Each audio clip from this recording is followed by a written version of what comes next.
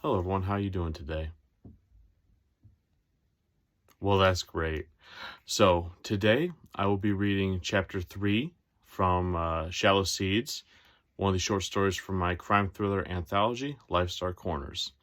If you haven't read or if you haven't watched me read chapters 1 and 2, it's on my channel available if you want to go back to that and then catch up here.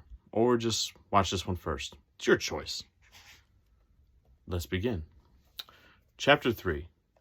Did you hear about what happened in Colorado? What about Colorado? Dude, pay attention. Some sort of serial killer said he was connected to the police force somehow. Damn, if you can't trust the police, who can you trust? Crazy. Calvin couldn't help but eavesdrop as he waited for the bus to come to the stop and pick him up. He didn't have much to do that day aside from dropping off a few bags of oxys he was smuggling in his backpack for a friend. He would have been tempted to sneak some for himself, but they didn't do anything for him anymore. Fentanyl was his ride now. Truth be told, Calvin was in better spirits today than he had been. He had, true to his word, gone to Ralph's pad and made off with everything that was worth something to somebody. The rent was paid and there were some groceries in the place. Of course, that was after he got his fix. There were only a few cardinal rules he hadn't broken yet. The ones that separated full-blown addicts from habitual users. So far. When the bus arrived, Calvin entered, showing his bus pass. It was the only documentation on him. Then he took a seat at the back by the window. His mind was on the job. Plus, he was trying to look as inconspicuous as possible, so he watched the city go by in a blur, a small pleasure he enjoyed that most people never took the time to even think about. Calvin watched the people as the bus drove past them, and he wondered what they all did, what their talents were, what they were good at. Part of him wished the bus ride could go on forever. As always, the bus stopped too soon, but it was exactly where Calvin needed to be. As he got off the bus, Calvin found himself on a desolated street with sparse but once luxurious Victorian houses, now run down and mostly deserted. Small lots of uncut grass separated the dwellings. The street appeared to be a ghost town, which was why, when he started making his way to one of the houses, he wondered why there were too many cars out on the street. None of them were running, but the windows were heavily tinted. Calvin's instinct told him that he was being watched somehow. Those random and rare gut feelings always served him well. So instead of turning toward the designated house he had been asked to drop off the pills at, he continued walking as if he was just some regular passersby on his way home. Once he had turned the corner and no longer felt the eyes were still on him, Calvin ran to the next street over in the direction the house had been facing. He pulled out his phone and texted his friend that the drop was off, that there may be police outside the house. His friend texted him back to hold off for a minute until they could figure out what was going on.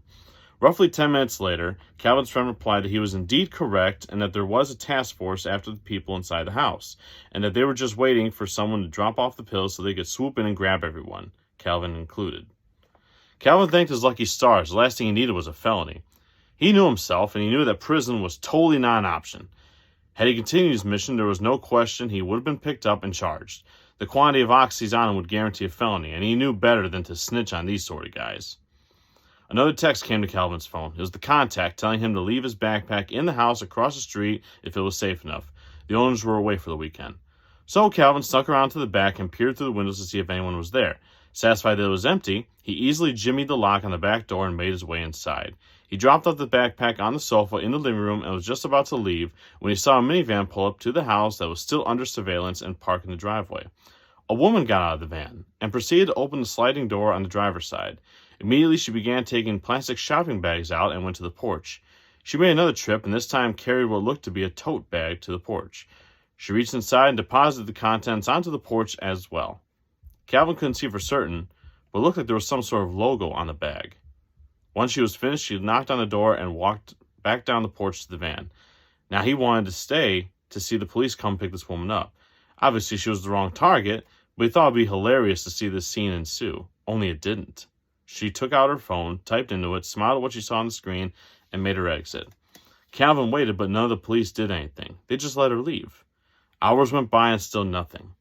Out of curiosity, Calvin texted the contact and asked what the hell that soccer mom had dropped off. It was groceries. Simple groceries. That's when Calvin suddenly had an idea. Later that day, Calvin went home and started scrolling through a list of apps designed for groceries drop-offs, and found one that resembled the logo on the lady's tote bag. It was an app called Shop and Drive. He explored the details of the app and saw that it was one of the new apps that recruited independent contractors to pick up groceries for customers using the app and drop off the goods right at their doorstep. He saw that the contractors got paid, plus potential tips. Calvin waited until Roger got home and used his information to open up a customer account. Then he ordered some random items and proceeded to check out, submitting the order. 40 minutes later, there was a knock at the door. He got up before Roger to open it and saw the same woman who had dropped off the groceries at the house. She had just finished dropping off the groceries in front of his door and was slightly startled to see him answer the door so quickly. He apologized for startling her and then observed her enter something into her phone. He checked his and saw that he had to confirm that he received the groceries. When he confirmed it, an option appeared for a tip with a list of percentages based on the total order ranging from 5% to 25% along with an other option. He pressed on the 25%, which the lady thanked him kindly for. Roger could almost literally see the gears in Calvin's mind turning. "Looks like you've got something going on in that head of yours," he said with an amused smirk. Calvin turned to him with a giddy look like he was a kid who just found his own secret candy store. "I think I found my own thing," he replied. "Did you see how easy that was? I saw that same lady drop off groceries at this house I was about to make a drop at. Had a feeling there were cops around, so I scrapped the plan. But then I saw her show up, and no one picked her up." Roger shrugged his shoulders. "Maybe there just weren't any cops there, honey." Calvin shook his head. "Oh, they were there all right. Good thing my spidey sense tingled." He sat down next to his doubtful lover. "I think the shop and drive app could prove very lucrative." Roger put his arm around Calvin. "Congrats then. Just one thing." "What?"